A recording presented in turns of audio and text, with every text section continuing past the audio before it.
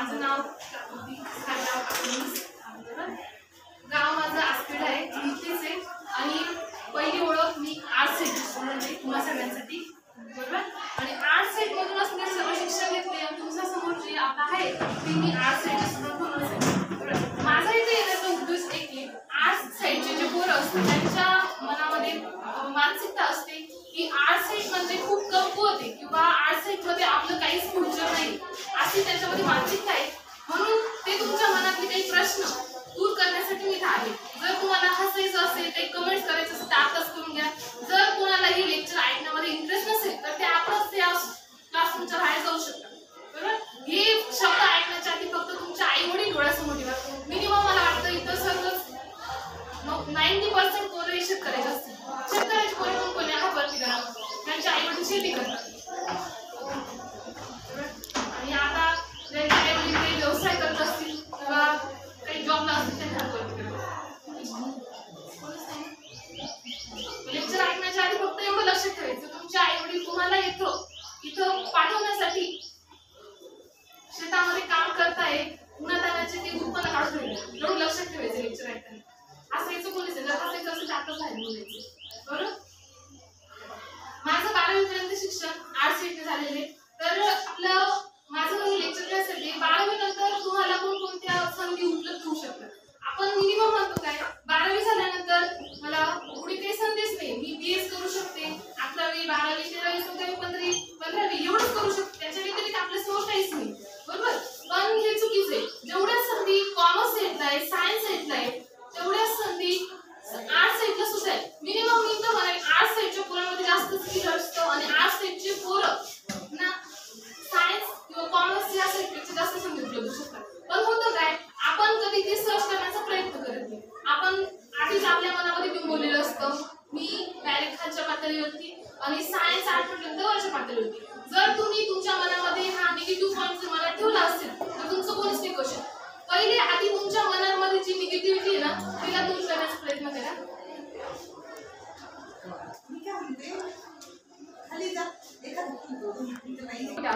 जर तुम्ही मनापासून जर कमकुवत असणार तर तुम्हाला कुणीही सपोर्ट केला IPS असो किंवा तिथपर्यंत पण मोदी जरी तुमच्या मागे उभे असतील आणि बाई मी तुझ्या मागे आहे आणि कर तू पुढे तुमचा आत्मविश्वास जर खालच्या पातळीवर तुम्ही काहीच करू शकत नाही. आणि मात्र तुमचा आत्मविश्वास हा 101% पूर्ण असेल तर तुमच्या मागे तुम्हाला कोणाच्याही सपोर्टची गरज नाही. तुम्ही स्वतः तुमचं आयुष्य तुमच्या पूर्ण समस्यांना तुम्ही तोड देऊ शकता बरोबर. आलं लक्षात. कुणाच्या मनात काही प्रश्न वगैरे येत असेल तर विचारू शकता.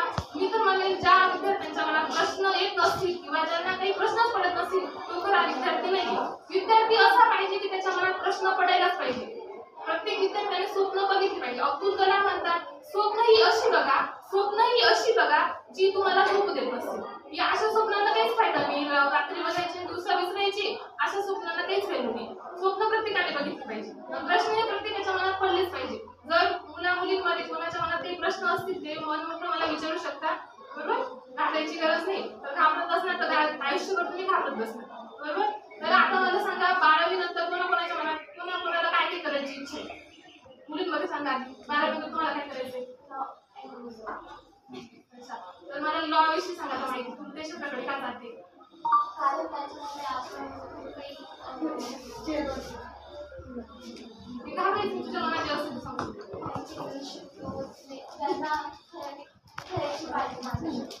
तुझं ते एम आपल्याला जायचं. आता एवढं मुलीमध्ये फक्त एकच पोरीचं एम का बाकीच्या पोरीचं काहीच एम नाही का फक्त ते 11वी 12वी करून लग्न करून संसार करण्याच्या इच्छा ते अजून कोणाला काही बनायचंय हे सर्वांना करायचंय. तुमचं एम नाही तर तुम्ही इथं काय करताय. तुमचं पहिले उद्देश पाहिजे काहीतरी. जर तुमचा जसा अर्जुनाला त्याच्या शिक्षकाने विचारलं होतं तर तुला काय दिसतंय त्याने फक्त डोळा दिसला असं बरोबर. कारण की त्याचं लक्ष बघा त्याच्या ध्येयाकडे होतं. ते शिक्षण घेत असताना आपलं एक ध्येय पाहिजे. जर तुम्ही बिना ध्येयाचं जात असाल तर तुमचा रस्ता कोणता हेच तुम्हाला माहिती. तुम्ही फक्त गर्दीमध्ये जाऊ राहिली गर्दी जिकडं जाईल तिकडं मेंढी सारखं. मेंढी कशा असतात एक मेंढी गेली त्याच्या मागं जातात ते रस्ता कुठेही असतो ते खड्ड्यात जायचं असतो किंवा बसने जायचं असतं तशी परिस्थिती असते. मग तुम्ही सांगा आता तुमच्यापैकी तुम्हाला काय बनायचं. मग मी आता प्रत्येकाला उठून एक एक विचार तुला काय करायचंय.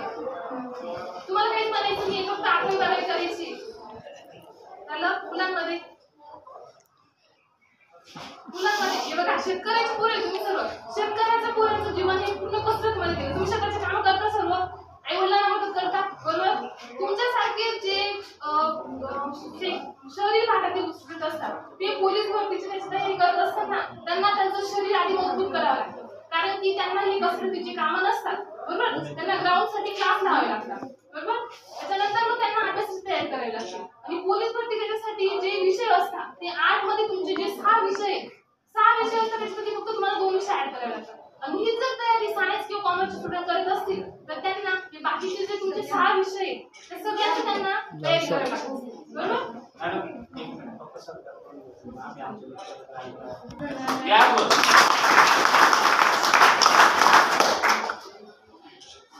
मला खूप चांगलं वाटलं, कारण की मी ज्या कॉलेजमध्ये शिक्षण घेतलं त्याच कॉलेजमध्ये मला खूप म्हणजे संधी मिळाली. तर तुम्ही मला अपेक्षा आहे तुम्ही या कॉलेजमध्ये 5-10 वर्षांनी येणार आणि तुमचाही आता सत्कार होईल असं मला वाटतं. विद्यार्थी आणि ह्या मॅडम माझ्या सासरच्या आहे आणि मला काम दिलेलं आहे. माहेर ब्राह्मण गावचं आणि माझं माहेर खेळत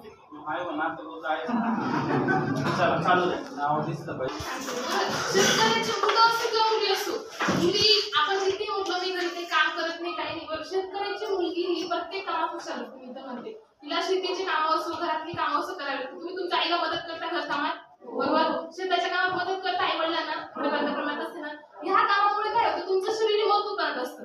जर त्याच ठिकाणी तुमच्या ठिकाणी शहरातली मुलगी आली बरोबर, विमानात ते सर्वच असतील, त्यांचं शरीर त्यांना आपलं शरीर मजबूत करताना व्यायाम जिम वगैरे जॉईन करावं लागतं. तुम्हाला त्याची गरज नाही बरोबर. तुमचं शरीराची तुमची जी कमकुवत आहे तुम्हाला दूर करायची गरज, कारण तुम्ही आधीपासून स्ट्रॉंग बरोबर. पोलीस भरतीच्या क्षेत्रात ग्रामीण भागातली पोरं ही सहजरित्या भरती होऊ शकतात. त्यांना फक्त तयारी करावी लागते ती फक्त अभ्यासाची थोड्या प्रमाणात ग्राउंडची बरोबर. आणि आपण कॉलेज असताना फक्त आपण अभ्यास करतो. तुम्हाला या कॉलेजमध्ये असताना भरपूर साऱ्या फॅसिलिटीज आहेत. आता तुमच्या 11वी-12वीला रनिंगची स्पर्धा होत असेल, कबड्डीची स्पर्धा होत असेल, तुम्ही त्याचा विचार केलाय का कधी? ऍथलेटिक असो, ऍथलेटिक मध्ये पण भरपूर पुढे फक्त शिक्षण क्षेत्रातच स्कोप आहे असं नाही. तुम्ही 11वी करा 12वी करा किंवा पुढे कोणत्याही क्षेत्राचा तिथं तुम्हाला प्रत्येक कॉलेजमध्ये ह्या फॅसिलिटी उपलब्ध करून असतात. त्याच्यामध्ये तुम्हाला जे खेळाडू असतात बरोबर, खेळाडू काही डायरेक्ट तिथे जाऊन खेळता असं नाही. तुम्ही तुमच्यासारखे जे विद्यार्थी असतात त्यांच्यामध्ये स्किल असते, ते खेळाडू त्या स्किलच्या माध्यमातून पुढे जात असतात. मग तुमचं कसं राहतं तुम्ही फक्त अभ्यास करता. एखाद्याला जर आवड असेल, एखाद्याला खो-खोची आवड असेल, एखाद्याला रनिंगची आवड असेल, एखाद्याला गेमिंगची आवड असेल, तुमच्यामध्ये जो छंद आहे तो जोपासा आणि त्या छंदामध्ये पुढे जा. असं नका करू की हे करतोय म्हणून मी पण करेल किंवा हे चांगलं आहे म्हणून ते करा. आवड असेल तुम्हाला, जर तुमचं क्षेत्र कमी जरी असेल, जर आवड असेल तर तुम्ही त्या क्षेत्रामध्ये प्रोग्रेस करू शकता बरोबर. जर आवड नसेल तुम्ही कितीही मार्क्स काढा किती हे करा तुम्ही त्याच्यात हे करू. जीनियस पिक्चर कोण बघितलाय? 3 इडियट्स पिक्चर कोण बघितलाय? 3 इडियट्स पिक्चर हा एक मोटिवेशनल स्टुडंट आहे. तुम्ही जर त्याच्यामध्ये जोक साठी बघत असणार तर त्याच्यामध्ये जो आमिर खान होता त्याचं किल्लर बरोबर, त्याने डिग्री घेतल्या सर्व घेतल्या, त्याच्याकडे काही प्रूफ होता का त्याचा? नव्हता ना प्रूफ. बघितला असेल तुम्ही. मग तो कशाच्यावरती एवढा हे झाला सायंटिस्ट कशाच्या याच्यावर तुला त्याच्या स्वतःच्या स्किल वरती बनला बरोबर. त्याच्याकडे होतं का काही प्रूफ? होतं ना माझ्याकडे काही डिग्री आहे का काय काहीच नव्हतं त्याच्याकडे. तरी तो पुढे गेलास ना. ज्याच्याकडे त्याचा एक मित्र होता बरोबर, त्याच्या मागे भाषण एक कागद घेऊन होतो तर त्याच्याकडे डिग्री होती सर्व होती, तो कुठे राहिला? दुसऱ्याच्या हाताखाली राहिला बरोबर. तुम्ही स्वतःच्या स्किलने व्यवसाय करा, नोकरी करा, काही करा, पण स्वतः मला छंद आधी जोपासा. तुम्हाला आवड काय? तुमच्या आई वडील जर तुम्हाला सांगत असतील तुम्ही हे करा भाऊ ते करा भाऊ तुम्हाला याच्यात हे करू त्याच्यात केलं, तुम्ही तुमच्या आई वडिलांना सांगा मला हे करायचे आई मम्मी पप्पा मला या क्षेत्रात आवड आहे, तुम्ही मला हे करू द्या. तुम्ही तुमच्या आई वडिलांना कन्व्हिन्स करू शकता, पण मग तुम्हीच तर मग इतरांच्या मागे जाऊन हे करत असणार. आणि मुला मुलींसाठी माझं पोलीस भरतीचं एकच म्हणणं आहे, पोलीस भरतीसाठी जे आपले आर्टचे विषय तुम्हाला आपण कोणते विषय एकाने सांगायचे? विषय माहिती आहे? 6 विषय. कोणते विषय तुम्हाला आता? जोरात बोलायचे विषय आहेत का तुम्हाला? मी एका लेक्चरमध्ये English, economics, history, geography, Marathi, Hindi. त्याच्यापैकी तुम्हाला माहिती आहे का कोण कोणत्या सब्जेक्ट पोलीस भरती? आता इकॉनॉमिक्स आहे, इंग्लिश आहे, जिओग्राफी, हिस्ट्री या 11वी-12वीच्या सिलेबस मध्ये जो सिलेबस असतो का पोलीस भरतीला असो किंवा एमपीएससीच्या याच्यामध्ये असतो, तोच सिलेबस तुम्हाला कंटिन्यू असतो पुढे, बरोबर. तरी 11वी ते पहिली ते 5वी 3 पर्यंत जो हिस्ट्री असते तीच तुम्हाला पुढे असते. फक्त मग आपण काय करतो, 11वी 12वी झाली, आपलं मागे पाठ पुढे सपाट असं आपली असते. 10 संपला रिझल्ट मला 86% पडले. आपण आपल्याला मॅथ काय शिकवलंय, सायन्स काय शिकवलंय, मराठीमध्ये कोणतं ग्रामर शिकवलंय, आपण पूर्ण विसरून जातो. आपल्याला त्याच्याशी काही मतलब नसतं. आपल्याला फक्त पाहिजे काय असतं, माझं सर्टिफिकेट, माझे मार्क्स पुढे फक्त दाखवायचं. मला 10 एवढे पर्सेंटेज होते बरं का. जर विचारलं आपल्याला 10 मधलं काय ते अशा उद्देश शिकून घ्यायचे. जर मी सांगते एखाद्या पोराने जर पहिलीपासून तर आतापर्यंत 12वी पर्यंत शिक्षण घेतलेले ते खरोखर मन लावून आत्मसात केलं असेल तर पुढे त्याला तयारी करायची गरजच नाही, कारण की त्याचं ऑलरेडी ते तयारी झालेली असते, बरोबर. तर मग त्यांना फक्त काय करायचंय, मन लावून अभ्यास करायचा आहे. तुम्ही 11वी 12वी करणार, आता 12वीचे स्टुडंट कोण कोण यायच्यात सीधा खाली बसले, बरोबर. 11वीचे पण स्टुडंट येतो. तर मला सांगा इकॉनॉमिक्स सब्जेक्ट घेतला, इकॉनॉमिक्स सब्जेक्टमध्ये तुम्हाला 11वीला पहिला पाठ कोणता होता मला सांगा. इथे 11वीच्या पोरांना माहितीच, फक्त 12वीच्या पोरांना सोडून द्यायचंय. काना तुम्ही सांगायचं नाही, हा पहिले सांगू बोलायचं नाही. पहिले पाठ सांगा.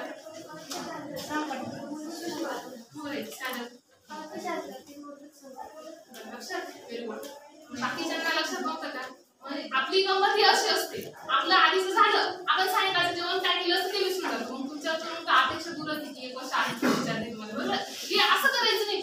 तुम्हाला अभ्यास करायचा, मन लावून करायचंय, तुमचं फ्युचरचा दृष्टिकोन ठेवून करायचंय, बरोबर. आता तुमच्या आईवडिलांकडून तुम्हाला काय काय अपेक्षा आहे, तर तू सांग तुझ्या आईवडिलांना काय इच्छा तुझ्या, काय नोकरी लागायला पाहिजे, तुझी काय इच्छा आहे, तू त्यांची इच्छा आहे, तुझी पण इच्छा आहे, पण तू प्रयत्न करतोय का त्या क्षेत्राकडे. ती पोलीस भरतीची नोकरी, तुला ते साईड दादा मला पोलीस पाहिजे असायचं नाही कोणी आणि इथं तुला पाहिजे, तुला त्याची तयारी करायला लागेल ना, बरोबर. कॉम्पिटिशन खूप आहे या जगात. कॉम्पिटिशन मध्ये कसं आहे, फॉर्म भरताना जर जागा निघाल्या, जर 10,000 जागाला भरपूर पोरं फॉर्म भरतात. पहिल्या वर्षी फॉर्म भरतील, रिजेक्ट झालं, अरे आपली याच्यात काही मजाच नाही, पुढे माझं काही फ्युचरच नाही याच्यात, बरोबर. पहिल्या वर्षी फॉर्म भरते, दुसऱ्या वर्षी फॉर्म भरणार, पण कंटिन्युटी जो ह्या वर्षी झाला पुढच्या वर्षी प्रयत्न मला करायचंच नाही, मला या क्षेत्रात करायचंय, तो पुढे परत फॉर्म भरेल, तिसऱ्या वेळेस फॉर्म भरायचं, पण त्याचं सिलेक्शन नक्कीच होईल. मात्र प्रयत्न हे सातत्याने करायला हवेत आपण, बरोबर.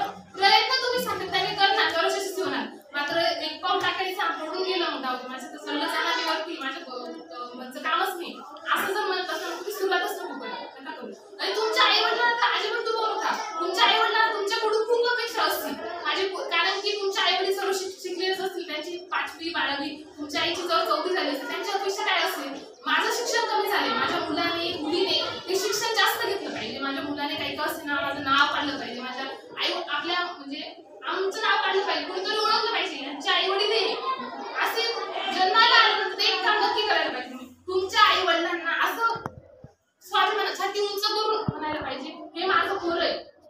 तुमच्यावरून त्यांचं नाव निघायला पाहिजे, तुमच्या नावाच्या पुढे तुमच्या वडिलांचं नाव तर लागतंच, बरोबर.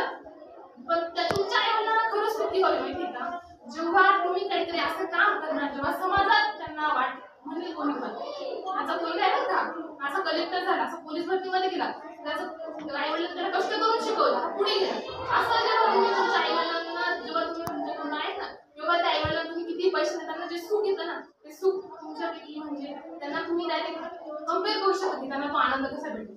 आणि हे असं काम प्रत्येकाने जीवनानंतर केलं पाहिजे, छोटं असो मोठं असो.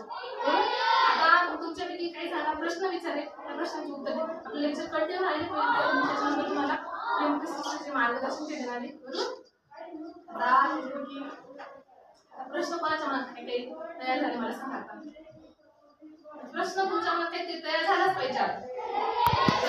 काही प्रश्न आहे मुलींमध्ये प्रश्न विचारा, प्रश्न तुमच्या मनात तयार झाले घाबरायचं नाही. मी तुमच्यापैकीचे स्टुडंट आहे, मी इथं शिक्षण घेतले, तुमच्यापैकी अशी बेंचवरती बसायची, कारण माझी एक म्हणजे सवय होती, मला प्रश्न कोणी हसलं तरी चालेल, मला विचारायची सवय होती, प्रश्न पडला पाहिजे, विचारला पाहिजे, बरोबर. विचारा कोणाला प्रश्न आहे, कुणाला प्रश्न आहे विचारा. काही प्रश्न असतो, मला हे करायचंय पुढे, मॅडम माझ्यापेक्षा किती पण म्हटलं तरी चालेल, बरोबर. मुलांमध्ये काहीच नाही, त्यांना प्रश्न पडत नाही. तेच मोठा प्रश्न. तेच मला आले आज खूप मोठा प्रश्न. तुझी काय इच्छा आहे पुढे काय करायचं तुला? हे बघा लाजायचं नाही. जर कोणाला म्हणायचं असेल माझ्या बापाची शेती मला शेतीमध्ये प्रोग्रेस करायची मला शेतीची आवड आहे असंही म्हणायला लाजायचं नाही. मुलींचं जर इच्छा असेल मॅडम मला शेती कामाची आवड आहे मला पुढे लग्न करून माझ्या नवऱ्याची शेती करायची ते पण मला लाजायचं नाही. आणि असं जर काही मुलाची मानसिकता मुलींचं कसं असतं काही मुलींची इच्छा असते बरोबर पण त्यांना घराची परिस्थिती किंवा घरातले वातावरण किंवा नातेवाईकांचं त्याच्यामुळे त्यांचं कालांतराने शिक्षण होत आहे. पण ही ज्या परिस्थितीमध्ये तुम्ही आणि त्या परिस्थितीमध्ये मी येऊ माझं 10th नंतर मला बाहेर शिक्षणाला जाऊ देण्याची मला येऊ कारण की इथून गोऱ्याडे शिवार असते तिथून पासून 3 किलोमीटर अंतर होते मॅडम बरोबर 3 किलोमीटर मी ज्या वेळेस शाळेत यायची त्यावेळेस मला सोबत कोणीच नव्हतं. एकट्या पोरीला शाळेत आई वडील म्हणजे फक्त आई वडिलांना एकच शब्द दिला तुम्ही माझ्यावरती विश्वास ठेवा मी तुमची मान खाली जाऊ देणार फक्त तुमची मान वरती जाईल असाच प्रयत्न करेन. मी माझ्या आई वडिलांना शब्द दिला तो आई वडिलांचा शब्द पाळला. माझ्या आई वडिलांनी आम्हा 3 भाऊ-भावांना चांगलं शिक्षण दिलं आणि तेही शेती करून अजून मी कष्ट करते बरोबर तसेच तुमच्या आई वडील करत त्यापर्यंत मी माझ्या आई वडिलांना कन्व्हिन्स केलं. आजूबाजूला परिस्थिती होती की लग्न करून टाका पण असे प्रश्न काहीतरी इच्छा आहे पुढे करायची इच्छा आहे तर ते तुम्हाला नक्कीच पुढे होते जरी ते पोटाला कमी करतील मात्र तुम्हाला पूर्णाचा प्रयत्न करतील बरोबर. अजून मी कोणाच्या नाते प्रश्न नाही बोलायचे काय आम्ही काही प्रश्न नाही पडले तुला ठीक आहे इथं अकरावी बारावीची स्टुडंट कोणाकोणाला बोलण्याची आवड आहे तुम्ही असं भाषणामध्ये त्याच्यामध्ये कोण भाग घेते ते शाळेतून दिलाच पाहिजे तुम्ही आता तुम्ही किती चालू असता काही प्रश्न पडले का तुला स्कूलमध्ये तुम्ही किती चालू असता किती चालू असता अरे कोणते क्लासेस रेफर केले पाहिजे काय झालं पाहिजे ते मॅडमांना विचारा. तुमच्या शाळेत काम करणारे का मजूर आता पेमेंट किती यांना बऱ्यापैकी सगळ्यांना पोलीस भरती त्याच्यामुळे सगळ्यांना मार्गदर्शन पोलीस भरती पाहिजे. फीस 250 तुम्हाला माहिती आहे का शाळेमध्ये गावात जात असतील रावण्या करत असतील माझं काम येते तर पाणी पडले सगळं काम आहे पण मजूर भेटत नाही बरोबर तर ते आपल्याला 5 जरी आले तरी 300-350 रुपये होऊन जातात. तर माणसाला जर कोणाला काम असेल तर ते 500 रुपये रोज येतात बरोबर आहे. तुम्ही 7 तास इथं बसताय 7 तासात तुमचं किती होतं विचार करा. तुम्ही तेवढं काम करा ना इथं आई वडिलांना डुबवण्यापेक्षा इथं कशाला येताय तुम्ही आई वडील तुम्हाला बूट देत आहे चप्पल देत आहे बूट देत आहे सर्व देत आहे कशासाठी देत आहे तुम्ही इथं तुम्हाला म्हणजे ते सर्व करून तुमच्या मनात काही नाहीच तेव्हा तुम्ही येता कशाला येतं. प्रश्न हा जर तुम्हाला तुमच्या आई वडिलांची तर तुम्हाला खरंच किंमत करून घ्यायची असेल ना फक्त एका सांगितलं रात्री स्वप्न विचार करा जर माझे आई वडील नसते तर माझं जीवन काय राहिलं असेल. हा प्रश्न सायंकाळी जाऊन प्रत्येकाने विचारायचा आहे. माझी आई नसती जर मला आई नसती तर माझं आयुष्य काय राहिलं असतं फक्त विचार करा. आणि तुम्ही पण विचार करा जर मला वडील राहिले असते तर माझी परिस्थिती काय असेल. एखादा मुलगा असेल त्याला वडील नसेल त्या मुलाची तुम्ही परिस्थिती बघा त्या मुलावरती पूर्ण जबाबदाऱ्या पडतात त्या मुलाची शिक्षणाची इच्छा असेल त्याचा बाप नसल्यामुळे त्याला पूर्ण करायचं जबाबदारी सांभाळावी लागते तो शिक्षण करू शकतो त्याला विचारा तुम्हाला राहून माणसाची प्रकृतीच आहे. माणसाकडे जेव्हा एखादी वस्तू असते तोपर्यंत त्या माणसाला त्या वस्तूची किंवा व्यक्तीची कदर कधीच नसते.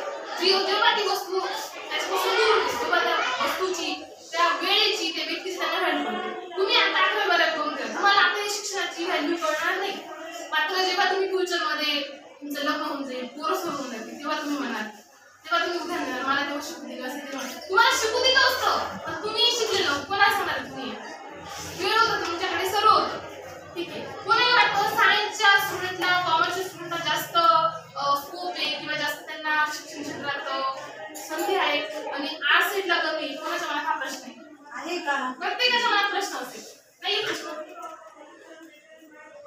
मग तुमच्या मनात कोणाला ते आर्ट नंतर काय काय करतात कोणाला काय करायचं 12वी झाल्यानंतर कोणाची काय करायची इच्छा आहे सांगा ना बोला ना जरा. आमचा जो काळ होता बोलण्याच्या वेळेस आधीची मुलं मुली त्यांना संधी राहायची त्यांना असं मागावं लागायचं सर्व आम्हाला शिकू द्या बाबा आम्हाला शाळेत जाऊ द्या बाबा असं मागावं लागायचं. पोरांना ठीक आहे मुलींना तर मुलींची संख्या जास्त दिसते मला म्हणजे याचा अर्थ आई वडिलांची किंवा समाजाची परिस्थिती सुधारली त्यांची मानसिकता बदलली पोरगी शिकली तर प्रगती होईल बरोबर. पोरांची संख्या कमी झाली पोर साईडकडे आर्ट साईडकडे सायन्स साईडकडे कळाले कशी तिला लागले ते कळलं मला आहे संख्या येत नाही ते कामाला जातात ते. तुम्हाला जर विचारलं ना याच्यात फेसबुक इंस्टाग्राम आता व्हायरल कोणती चालू आहे ते मला लगेच कारण असं गुणगुणायला लागत आहे तुमचं. आता आमच्या जेव्हा मी ग्रॅज्युएशन पोस्ट ग्रॅज्युएशन शिक्षण केलं माझ्याकडे मोबाईल होता. आता 10वीला गेलं पप्पा मला मोबाईल पाहिजे मला लेक्चर येतात ते जास्त करून कोरोनामध्ये ते ऑनलाईन लेक्चर आणि पुन्हा घोडला सगळ्यांकडे मोबाईल हे वाटत का त्याच्याकडे मोबाईल माझ्याकडे मोबाईल म्हणून माझा अभ्यास होत नाही. काय आधी काही शिक्षकांनी शिक्षण घेतलं नाही का प्रोफेसर झाले नाही का तर मॅडमांच्या काळात सरांच्या काळात मोबाईल होते का त्यांनी शिक्षण घेतलं डिग्री मोबाईल होतं त्यांच्या काळात नव्हतं ना मोबाईल.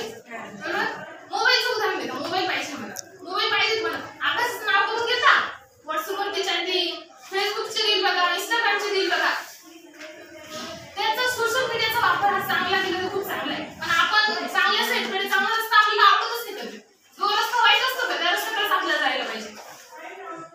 आता मी सोशल मीडियाचा यूज करते मी सोशल मीडियाचा यूज माझ्या स्वतःच्या प्रोग्रेससाठी किंवा मी आता युट्यूबवरती चॅनल तयार केलं युट्यूबवरती व्हिडिओ बनवतोय ते मी माझी स्किल हे करायचं डेव्हलप करण्याचा प्रयत्न.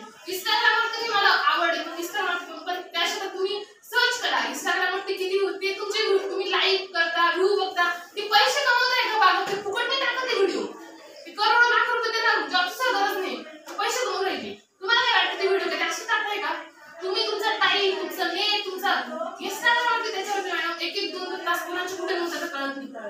तेवढं जर तुम्ही पुस्तक घेतला जर ऑनलाईन लेक्चरची सुविधा उपलब्ध झाली आता आधी क्लासेस वगैरे करण्यासाठी पुणे मुंबई अशा ठिकाणी जावं लागायचं फक्त आता ऑनलाईन सुविधामुळे क्लास सुद्धा आपण इथे अटेंड करू शकतो आपण जरा जातो माहिती ना तुम्हाला पण तसं कोणी पाहिजे का नाही तुमच्या आई वडिलांनी म्हणजे तुमच्या आई वडील त्यांना कळत जर त्यांना अभ्यासामध्ये त्याच्यामध्ये नॉलेज नसेल तर तुम्ही म्हणजे असं समजू नका माझ्या आई वडिलांना काही समजत नाही तुम्ही त्यांना धोका देता येतं जरी त्यांना त्या फील्डमधलं नॉलेज नसेल पण त्यांची इच्छा वेगळी आहे तुमच्याकडून त्यांच्या अपेक्षेमध्ये उतरायचा प्रयत्न करा.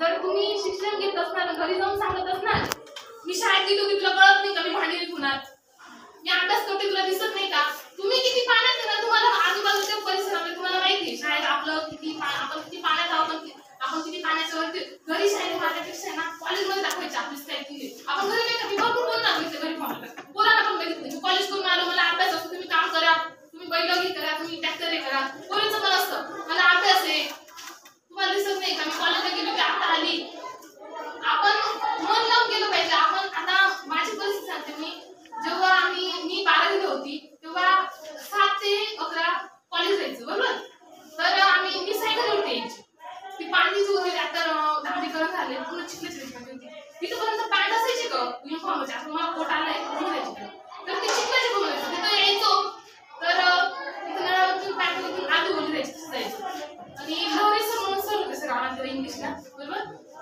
तेव्हा ते सर घेऊन यायचे मी लेट यायची कारण काय थंडीच्या दिवसात उजेड लवकर पडत नाही अंधाराचा शेताचा रस्ता असल्यामुळे ते पुरीला येणं म्हणजे थोडंसं उजेड पडल्याशिवाय निघता यायचं बरोबर एक करत 7चा वेळ होऊन जायचा गणजात बस यायची त्या टाइमला पोरी यायची मी यायची मला वाटतं पोरांमध्ये बघणारे म्हणून मी असं लपून जायचा प्रयत्न करायची तरी सर कापडणी तिकडे छडी खायला लागायची एवढ्या थंडीमध्ये ती सायकलीची मुठून हाताचे थर धरलेले राहायची लहान राहायची त्याच्यामुळे छडी बसायची पण त्या छडीचं असं कधी वाटायचं कारण की तेव्हा करायचं होतं काहीतरी करून दाखवायचं होतं त्या परिस्थितीला झुंजायचं होतं तोड द्यायची होती काहीतरी चांगलं करायचं होतं बरोबर विश्वास होता डोळ्यासमोर फक्त माझे आई वडील माझ्या आई वडिलांचं कष्ट माझं फ्युचर बरोबर पोरांचं ठीक आहे पोरांची परिस्थिती तर मी तुम्हाला आता मुलींपेक्षा पण वाईट झाली आधीच्या काळात असेल मुलींना सासर कसं भेटेल मुलींचं शिक्षण कसं होईल मुलीला जर हकललं तर हे भाऊ घेणार नाही भाऊ भाऊ नंतर त्रास असेल तर पोरांना तुमची कंडिशन तुम्हाला वास्तविकता सांगते तुम्ही कितीही भांग पाडा किती स्टाईल मध्ये राहा तुम्हाला पोरगी कोणीच देणार सरकारी नोकरी असेल लाईन लागेल कंपनीत जा आयटीआय करा तुम्हाला 17-18 हजार पगार येईल 17-18 मध्ये तुमचं स्वतः एकट्याचं निघणार खर्च पाहिजे तर तुम्ही तुमच्या पुढच्या फॅमिलीची प्लॅनिंग तर दूरच करू शकता बरोबर तुमच्या शेताच्या ह्याच्यावरती चला आधी म्हणून जायचं 5 एकर शेती आहे 5 एकर डाळिंब माझ्या पोराला बायकून द्या आता 5 एकर शेतीला पण कोणी विचारत नाही 5 एकर डाळिंबाला पण कोणी विचारत नाही शेती करण्यासाठी पण शिक्षण पाहिजे स्किल पाहिजे शेती पाहिला जातो आधी आता ऑनलाईन किती नोकरी लावून सुद्धा 7 मुलांना मी तर किती 1000 वेळेस सांगते पुत्र विचारत नाही हो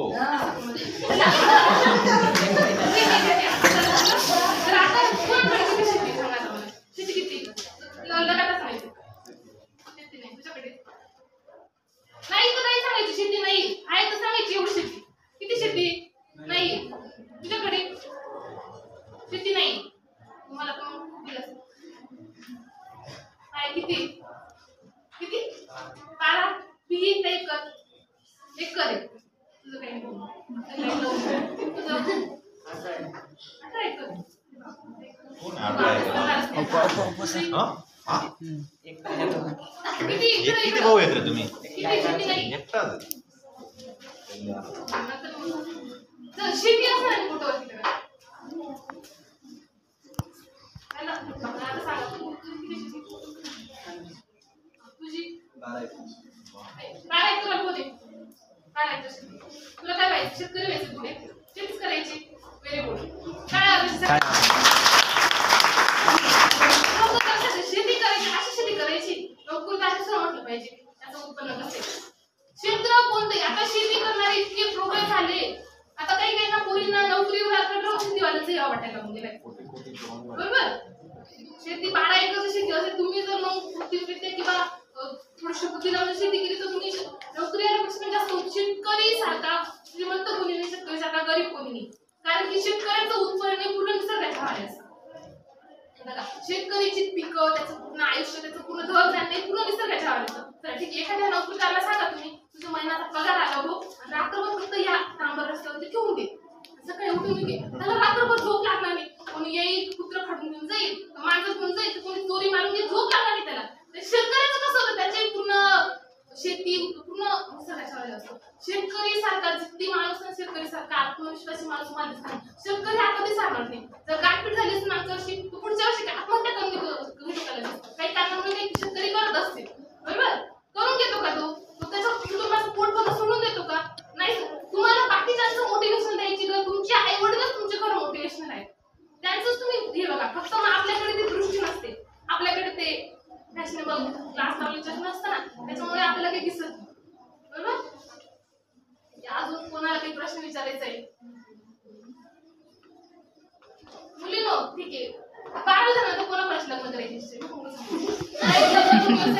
लग्न करायचंय, मला शिकायचं ते वाटतच मला. कारण की आता मुलींना डिमांड आहे मॅडम. आता एक जरी सर सांगितलं आमच्याकडे 12च लाईन लागेल, त्याच्यामुळे रिजेक्ट करण्यात. अहो, तुम्हाला रिअल परिस्थिती सांगतो मॅडम. आता लग्न झाल्यानंतर तुमची आधीची परिस्थिती खूप चांगली होती.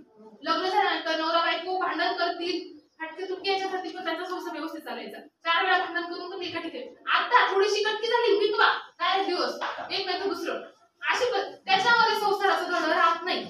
ही पहिली गोष्ट आहे. पुढची, तुम्ही हा विचार केलाय का कधी?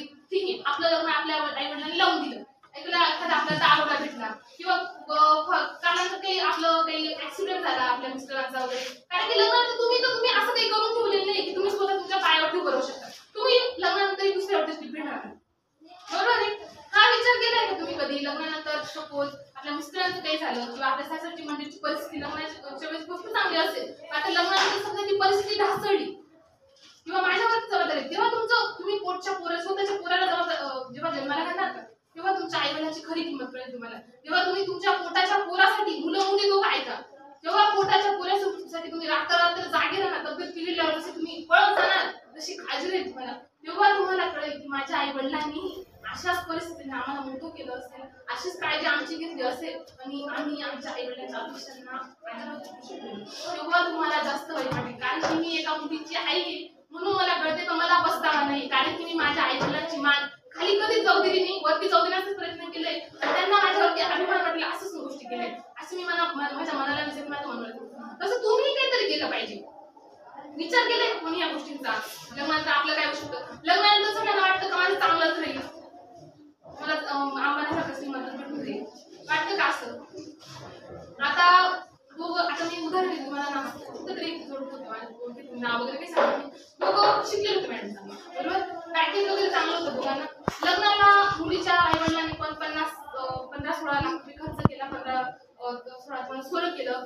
पोराच्या पण आई वडिलांनी केला असेल खर्च सर्व, प्री वेडिंग असो. आता भरपूर वाढले. आपल्या काळात, तुमच्या काळापासून माझ्या काळापासून एवढं काही नव्हतं, आता ते भरपूर वाढलेले. खर्च केला मिनिमम 1 वर्षानंतर त्या मुलांचा दिवस झाला. एवढा खर्च कुठे गेला?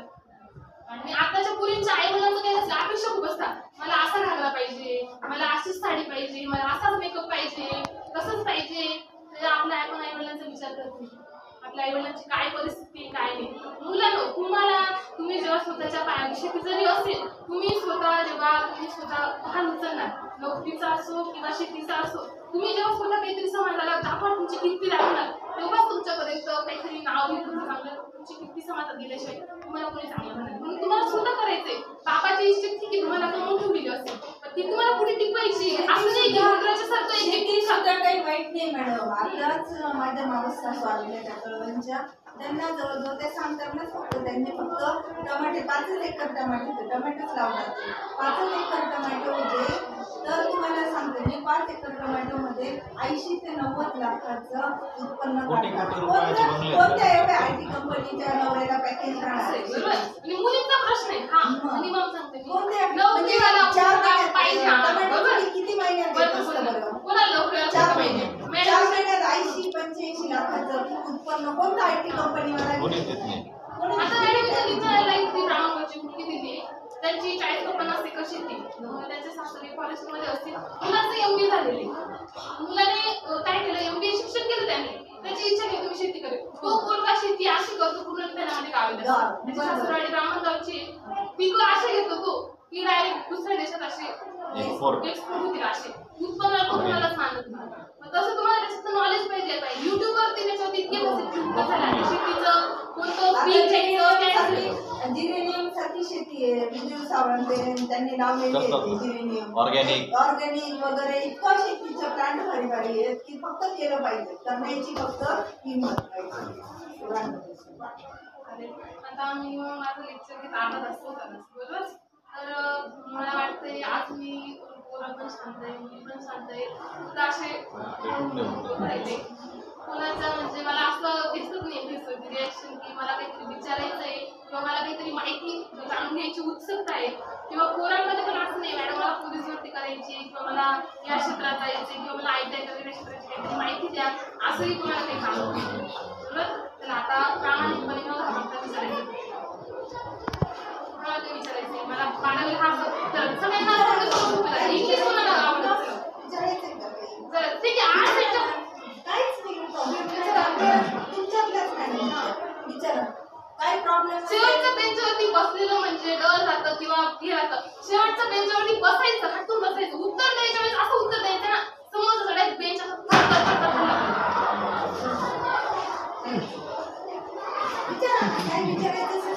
घाबरायचं नाही. मी पण तुमच्यामध्ये मी पण घाबरणारच होते, मला हसणारे पण बघत होते, पण मी फक्त घाबरायला घाबरते. विचारा मुलांना, विचारा त्यांना बऱ्यापैकी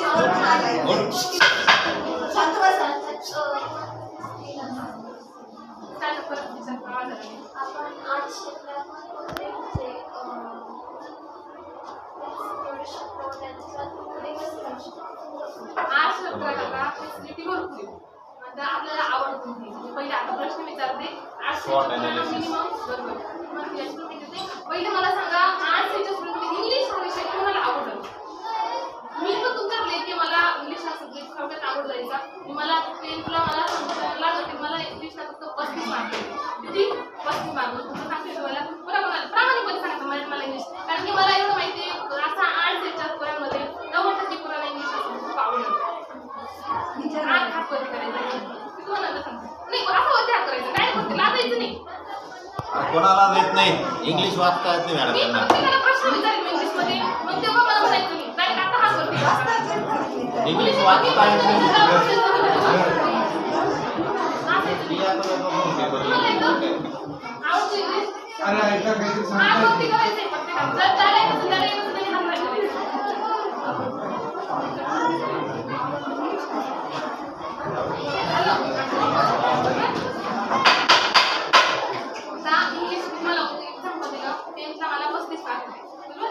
मी सायन्सला मला ऍडमिशन घ्यायचं होतं, पण असं विचारलं ना आपण 3 साल जर लागला का आपले सिनियर असतील किंवा त्यांना सायन्स घ्यायचं होतं तर सायन्समध्ये खूप हार्ड असतं, इंग्लिशमध्ये असतं सगळं काही समजत नाही, कंटाळून लागतं मला, प्रॅक्टिकल असतं असं तसं.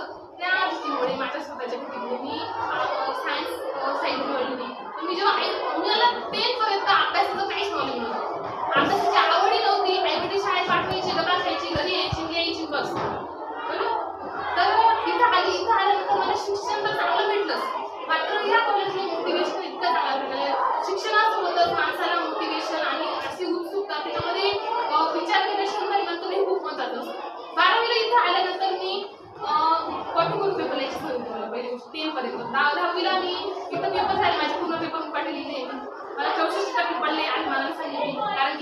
कॉपी केली नाही, माझे जे मार्क्स होते माझ्या स्वतःच्या कष्टाचे, बरोबर. 10वी झाल्यानंतर माझं इथे ऍडमिशन झालं. 11वीला लेक्चर वगैरे सर्व मन लावून अभ्यास करायचे मॅडम, पूर्ण मन लावून. माझं पहिली ते 10वी पर्यंत एकही वेळा नंबर आला नाही, बरोबर. त्याच्यानंतर 8ला आल्यानंतर वाघ सर म्हणून सर होते, तुम्हाला असेल तुम्ही सातवीपासून तुम्ही असेल 5वीपासून इथं वाघ सर होते, ते रिटायर झाले, 3 मॅचेस होते, बरोबर. त्यांनी एका मुलीची कॉपी सुटली, त्या मुलीला खूप बोलले सर. मी कॉपी घेऊन गेली होती, खरं सांगते त्या दिवशी पहिला पेपर होता माझा. मी त्या पोलीसचे फक्त बोलताना बघून घेतलं, एवढं खालचा दर्जाचं आपण बोलू शकत नाही. तिला एक काय मी मन लावून अभ्यास केली, मला मार्क्स वगैरे चांगले पडले, बरोबर. मला जे मार्क्स मला 35% होते तेच मला 12वीला जाईपर्यंत मला इंग्लिशमध्ये आवड निर्माण झाली. मला तो विकसित होता, मी आवड निर्माण झाली. मी स्वतः ग्रामर सॉल्व करणं वगैरे वगैरे मी सर्व करायला लागली. मला ते माझी प्रोग्रेस वाढली. मला 12वीला जेव्हा माझा रिझल्ट लागला तेव्हा मी फर्स्ट आली. मला डायरेक्ट विश्वास बसायचा नाही फोन आला तेव्हा की मला माझा रिझल्ट लागल्यानंतर मला 5 दिवस कळालं होतं, कारण की माझ्याकडे स्मार्ट मोबाईल होता. मम्मी पप्पांचे दुसऱ्याच्या घरी कांदे भरायला गेले होते, बरोबर.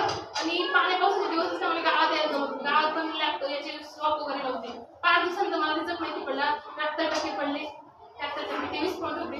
आनंद वाटला. जेव्हा मी कॉलेजमध्ये काही टाकायचं आली तर सर बोलायला लागले तुमचा पेपरमध्ये कुठं आलाय. मी शॉक होऊन गेली, कारण की पहिलीपर्यंत मला कधी माझा नंबर येणार होता की माहीत नव्हतं, बरोबर. टक्के वगैरे चांगले पडले.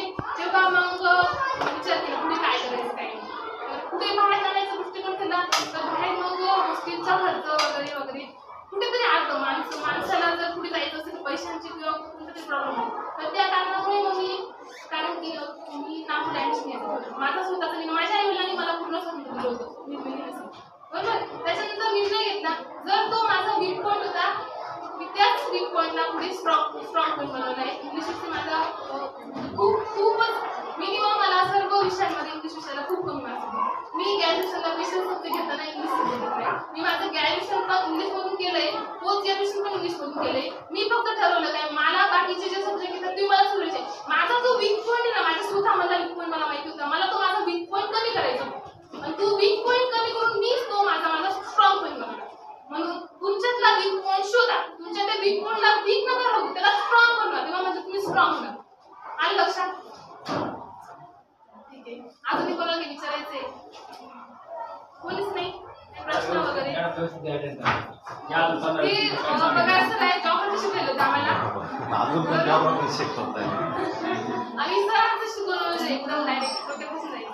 सरांचे प्रश्न सरांना विचारून उत्तर द्यायला हात नेहमी वरती राहायचं, चुकलं तरी चालेल, बरोबर. तर सर आता विद्यार्थ्यांना शिकवलं आहे किती क्लास आहे? तर हेच शिक्षक होते तेव्हा आपण शिकवायलाच होते, तेव्हा आम्ही हात वरती का तुम्ही पण उत्तर प्रश्न वगैरे द्यायला हे करायला पाहिजे. आता भारताचे पंतप्रधान कोण सांगा, आपल्या भारताचे पंतप्रधान कोण आहे सांगा, हात वरती करा. सांगा ना, यावेळी सांगा.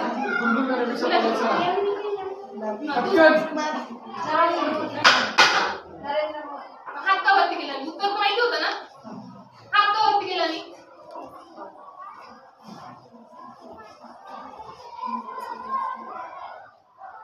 पहिली महिला आयपीएस कोणी सांगा मला? पुस्तकामध्ये नाव आहे. पहिली महिला आयपीएस कोणी भारतातली?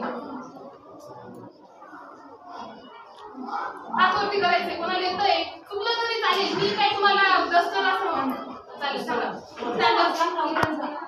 टाळ्या वाजवायच्या सगळ्यांनी, टाळ्या वाजवा. झालं? आता नटसम्राट पिक्चर कोण कोण बघितलंय? नटसम्राट नाना पाटेकर बघितलंय? बघितलंय कोणी? हात वरती करायचंय, कोण कोण बघितलंय? कोणी बघितलंय? सैराट विचारा त्यांना. सैराट म्हणजे ते आजची काय करते माहिती आहे तुम्हाला? तो सांगा एक्झाम्पल आजची माहिती आहे तुम्हाला? ती 9वीला असताना तिचं त्या पिक्चरमध्ये सिलेक्शन झाले. 9वीला ती तिच्या आजीसोबत भाजीपाला घेतली होती. तर तेव्हा जे प्रोड्युसर होते, प्रोड्युसरने त्या पोरीला बघितलं, बरोबर. तो वर्ष होता, वर्ष जाऊन काहीतरी जास्त होतं आणि त्या मूवीसाठी त्याला ते कसरत करावी लागली. तर त्याने ते वजन कमी केलं त्या मूवीसाठी. आणि जी आर्ची होती ना, ती आर्चीला भाजी मला घ्यायला गेली चाळीसोबत, तेव्हा त्या जो प्रोड्युसर त्याने बघितलं त्या पिक्चरसाठी तिला सिलेक्शन केलं. सैराट हा पिक्चर आहे ना, मूळच्या उद्देश मी तेव्हा माझ्या अंदाजाने 11वीला असायचो जेव्हा तो पिक्चर रिलीज झाला. त्या पिक्चरचा दृष्टिकोन काय होता, अशी घटना घडायला नको, जे असं वातावरण आता घडतंय तसं घडायला नको, त्यांची ही मानसिकता होती.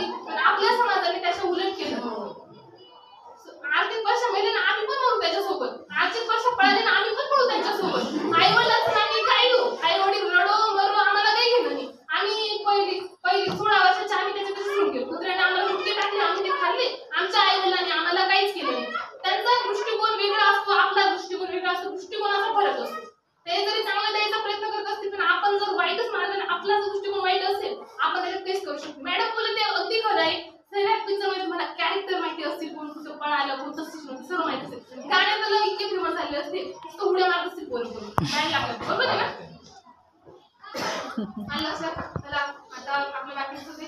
आता मी तुम्हाला स्पर्धा परीक्षा आणि पोलीस भरतीविषयी माहिती देते. पोलीस भरती ही असते का 12 महिन्यात पोलीस भरतीची त्यांना बऱ्यापैकी सगळ्या मुलांना बऱ्यापैकी जायचंय पोलीस भरती जायचं. हे बघा तुमची हाईट मिनिमम हाईट मोबाईल प्रत्येकाकडे असला. मोबाईल कोणाकडे नाही सांगा मला. प्रत्येकाकडे जीबी वगैरे जाऊ द्या. 2 जीबीचा नेट असतं माहिती येते. फक्त तुम्ही काय करायचं गुगलवरती सर्च करायचं युट्यूबवरती सर्च करायचे पोलीस भरतीचं ग्राउंड काय आहे तुम्हाला माहिती देणारच आहे.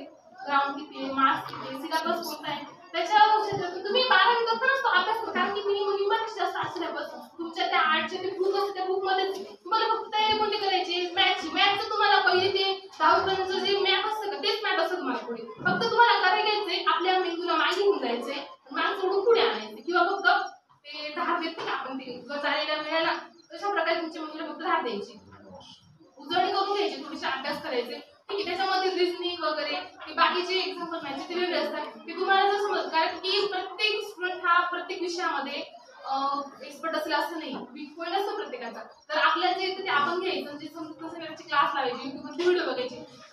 आधीच्या काळात युट्यूब वगैरे काहीच नव्हतं. आधीच्या काळात शिकणं म्हणजे स्वतः काही समजायचं नाही. आता तुम्ही मुंबईचे असो पुण्याचे कुठलीही क्लास तुमच्या घरात तुम्ही बघू शकता बरोबर ऑनलाईन क्लास. त्याच्यामध्ये तुम्हाला सर्व माहिती दिलीच असते. त्याच प्रकारचा मी एक क्लास जॉईन केला इथं नाशिकला सह्याद्री इन्स्टिट्यूट म्हणून ते इन्स्टिट्यूटमध्ये ऑनलाईन ऑफलाईन तो क्लास घेतला बरोबर. तर मी ऑनलाईन क्लास जॉईन केली UPSCची. माझे क्लास चालू मी जॉईन करते. जर भविष्यात जर अशी दादाने जॉईन केली चांगली गोष्ट आहे पण माझा प्रयत्न मी शेवटपर्यंत सोडणार नाही ही माझी इच्छा आहे. मात्र माझं म्हणणं कसं आहे प्रयत्न करून खाल्ला तरी आपल्या मनाला शांती देते. भविष्यात मी असं म्हणायला नको मला UPSC द्यायची इच्छा होती आणि मी काही कारणामुळे ते करू शकले नाही. ते मी स्वतःच माझं मी तरी लोकांना सांगते ना चूक माझी तुझी इच्छा होती तू द्यायचं तू प्रयत्न करायचे कन्व्हिन्स करायचं. जर प्रयत्न करून तुम्ही हरला मी माझे पूर्ण प्रयत्न केले प्रयत्न करून मला यश मिळालं नाही माझ्या मनात शांती. त्याच्यामध्ये खूप काही शिकण्यासारखं असतं. फक्त पेपर अभ्यास केला म्हणजे पोस्टच मिळायला पाहिजे असं नाही. तुम्ही जर शिकलात तेव्हा तुमच्या पिढीला काहीतरी शिकवणार. जरी तुमची आता इच्छा असेल आम्हाला काही करायचं नाही मी माझ्या पोराला मॅडम मी मला माझ्या आईवडिलांनी इंग्लिश मीडियममध्ये नाही टाकलं मॅडम मला सायन्स भेटलं मी माझं पोरगा झाला का मी त्याला इंग्लिश मीडियममध्ये टाकेन. मी त्याला 12वी सांग तो शाळेत शिकून मी तो तुम्हाला सांगेन मम्मी ए फॉर तुम्ही म्हणा बॉल मग पप्पा सी फॉर तुम्ही म्हणा डॉग. तुम्हाला त्याच्यातलं काही आलं पाहिजे. जर पोरं चांगल्या शाळेत टाकणे त्यांना काही फायदा नाही. घरी आलं तर त्यांना आई वडील हे सुद्धा एक शिक्षक असतात. आई वडिलांना शिक्षक जसे शिकवतात तसेच आई वडिलांचं काम असतं मुलांना शिकायचं. तुम्ही जेव्हा शिकणार तेव्हा तुमच्या पुढच्या पिढीला तुमच्या कुटुंबाला तुम्ही प्रोग्रेसिव्ह करू